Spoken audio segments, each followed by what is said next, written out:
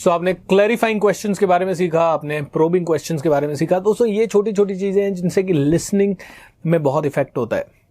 अब सबसे इंपॉर्टेंट चीज, कई बार आप किसी को सुनते हैं लेकिन उसके बात पूरी करने से पहले ही आप कुछ बोल देते हैं या जवाब दे देते हैं। तो यहां पे मैं आपको एक डिसिप्लिन फॉलो करने को कहूंगा।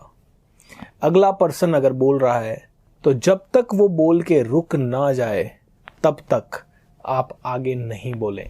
आप सिर्फ हाँ हाँ, और अगर गलती से आप बोल गए तो आपको डेफिनेटली कहना है I am so sorry, please continue, alright, please continue, because it is very important. आप देखेंगे कि अक्सर हर कॉन्वर्सेशन में आप ये कर रहे हैं, आप अगले को रोक रहे हैं।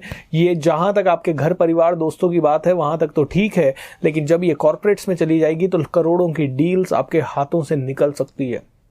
जब आप इस तरह की चीजें कर रहे हैं और अगर आप बहुत हाई प्रोफाइल लोगों के साथ हैं तो ये समझ लीजिए फर्स्ट इंप्रेशन गड़बड़ हो सकता है और जिंदगी भर के लिए एक ऐसा रिलेशन जो कि बहुत आगे जा सकता है वो टूट जाता है। दोस्तों ये प्रॉब्लम हस्बैंड वाइफ के बीच में आज जो डिवोर्सेस हो रहे हैं वो इसी प्रॉब्लम से हो रहे हैं। वाइफ की कंप्लेन है हस्बैंड नहीं समझता मुझे, हस्बैंड की कंप्लेन है वाइफ मुझे नहीं समझ रही। क्यों? क्योंकि दोनों एक दूसरे को बोल रहे हैं लेकिन दोनों एक दूसरे की सुन नहीं रहे हैं। जब आपकी वाइफ बोल रही है शांति से सुनिए, जब आप बोल रहे हैं उनको शांति से सुनने के लिए प्रैक्टिस कीजिए। अब मैं आपको यहां पे आखिरी चीज बोलूंगा, आपका बिहेवियर जो है उसी से आप ऑटोमेटिकली दूसरे पर्सन को ट्रेन कर रहे हैं आपके साथ कैसे बिहेव करना है।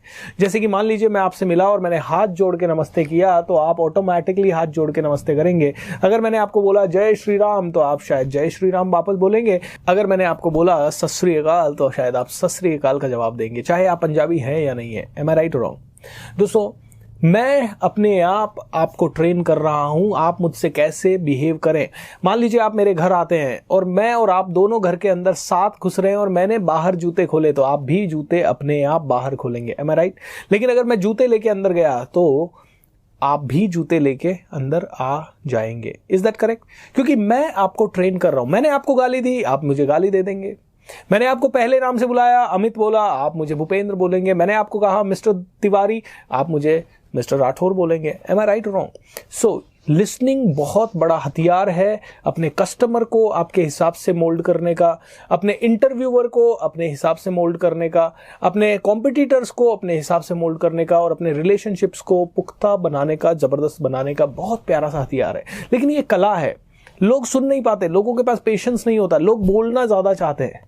तो लिसनिंग के लिए एक और आपको छोटा सा टिप, लोगों को पसंद है बोलना, पहले उनसे बुलवाइए, उनसे पूछते रहिए, उनसे सवाल पूछिए। मैंने स्मॉल टॉक्स के बारे में आपको बताया, आपका काम है सिर्फ सवाल पूछना और शांत रहना। आपको बोलना क्यों है? जब तक आपसे कोई स्पेसिफिकली कुछ पूछे ना, आपको बोलने की बहुत ज्यादा जरूरत नहीं है। अगले आदमी को बोलना पसंद है, बोलने दीजिए। बोलने की जल्दबाजी क्या है? तो कई जगह मैं जाता हूं, कई लोग मुझे कहते हैं अरे भूपेंद्र सर आप तो मोटिवेशनल स्पीकर है, कुछ तो बोलिए यार, हमें कुछ ज्ञान दीजिए। टाल देता हूं दोस्तों मैं वहां, क्योंकि वो माहौल नहीं है। बिना माहौल के बात करना बेवकूफी है। अगर वो सच में मेरी बात सुनना चाहते हैं तो मैं उनको कहता हूं कि आप आराम से बैठेंगे, किसी दिन आप इसी चीज के लिए एक अलग से सेशन बुलाइए, 10-15 लोगों को इकट्ठा कीजिए। ये शादी पार्टी में इसके ऊपर बात नहीं होगी। फिर भी अगर आप सुनना चाहते हैं तो मैं इतना ही कहूंगा कि जो भी करो कमाल का करो, 1 लाइन 2 लाइन 3 लाइन में खत्म कर दो। बोलना क्यों है?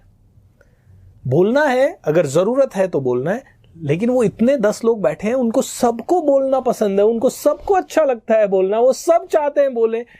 तो मैं एक स्मार्ट कम्युनिकेटर अगर हूं तो मैं सुनूंगा, क्योंकि मैं वो ही बोल पाऊंगा जितना मुझे आता है। लेकिन अगर मैंने 10 लोगों की सुनी तो मेरा ज्ञान वर्धन होगा। हर बार जहां पे भी आप बैठे हैं सुनने की आदत डालिए, जितना सुनेंगे उतना नॉलेज बढ़ेगा। क्योंकि मैं तो अभी इस प्रोग्राम में बोल रहा हूं, वो सारी चीजें बोल रहा हूं जो मुझे पता है, मेरे ऊपर वैल्यू ऐड नहीं हो रहा है। हाँ, आप ये मेरा प्रोग्राम खरीद रहे हैं तो पैसों से जरूर वैल्यू ऐड शायद मेरी जिंदगी में हो रहा है, लेकिन नॉलेज में वृद्धि नहीं हो रही है, क्योंकि मैं वो ही बोल रहा हूं जितना मुझे आता है। तो जब भी मैं आपसे कभी मिलूंगा तो मैं आपसे सुनूंगा, क्योंकि उससे मेरी नॉलेज में इजाफा होगा। दोस्तों ये कुछ लिसनिंग के छोटे छोटे टिप्स हैं। इनको आप ध्यान रखिए, एक अच्छा लिसनर बनिए, इसके लिए मेडिटेट कीजिए, इसके लिए शांति बनाए रखें, इसके लिए अच्छे लोगों से मिलिए, इसके लिए बड़े लोगों को ऑब्जर्व कीजिए, इसके लिए अच्छे अच्छे वीडियोस देखिए, इसके लिए संयम और पेशेंस को अपनी ज़िंदगी का हिस्सा बनाइए। थोड़ा सा मुश्किल है, लेकिन प्रैक्टिस अगर की तो कुछ भी मुश्किल नहीं है। ये कोर्स को हर एक मोती जो ज्ञान का मैं दे रहा हूँ उसे पिरोते जाइए और अंत में एक माला बन जानी चाहिए जिसे आप कहीं पे भी धारण कर सके, एक गहना बन जाना चाहिए जिसके बारे में दुनिया प्रशंसा कर सके। दोस्तों 2007 में मेरे गुरुओं ने, मेरे टीचर्स ने पहली बार एक्सीडेंटली इस तरह का ज्ञान मुझे दिया था। उस समय मुझे लगता था कि इसका क्या वैल्यू है, क्या ये काम आएगा, हाँ ये अच्छी नॉलेज है, लेकिन इससे क्या मैं पैसा कमा पाऊंगा, इससे क्या मुझे बहुत सारा इज्जत मिलेगा, शोहरत मिलेगा। But to be very honest, इन चीज़ों ने इतना दिया है कि मैं सिर्फ थैंक यू कहता कहता कई बार थक जाता हूँ। एम आई राइट? सो आपको भी बहुत मिलेगा। ये छोटी चीज़ें हैं जो आदमी को बड़ा बनाती है। बड़ी चीज़ों की वैल्यू है, फॉर श्योर है, लेकिन छोटी चीज़ें बहुत ज़्यादा इंपॉर्टेंट है। आपने 50 लाख की गाड़ी ले ली लेकिन टायर में 5 रुपए की हवा नहीं है तो क्या चला सकते हैं? नहीं चला सकते। छोटी चीज़ है 50 लाख के कंपैरिजन में 5 रुपया, बट बहुत इंपॉर्टेंट चीज़ है। ऐसे ही छोटी चीज़ है सुनना। हजारों लाखों लोग बोल रहे हैं, उसके बीच में सुनना छोटी सी चीज़ है, लेकिन ये छोटी सी चीज़ आपके व्यक्तित्व को निखार देती है, आपके व्यक्तित्व में 4 चांद लगा देती है।